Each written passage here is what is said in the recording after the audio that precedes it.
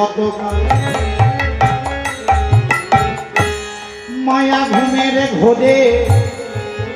আপন আপন ঘরে যাগো তবে কতকাল মায়া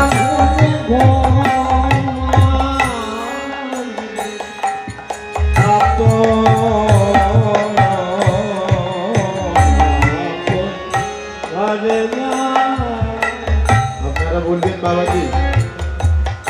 আমাদের মাঠে ঘাটে কাজ আমরা ভোর 4টে বাজতে ঘুম থেকে উঠি নাকি কেউ 3টের সময় উঠছে তো এই জায়গার কথা বৈষ্ণব পদকবি বলেন কুলকুণ্ডলিনী ঘুম ভঞ্জ করে যারা আমার বিষয় রচনায় শোভা পায় না যারা জেগে আছেন তাদের ঘরে সম্পদ লুণ্ঠনের কোনো ব্যাপার না স্বতন্ত্র প্রহরী আর যারা ঘুমালেই চৈতন্য হারিয়ে যায় আমার মতন মায়ামুগ্ধ মায়ার বালিশ মাথায় দিয়ে ঘুমিয়ে আছে বৈষ্ণব পদবী বলছেন আনতে স্বরূপ পথে পর আর নাতে আনন্দ আমার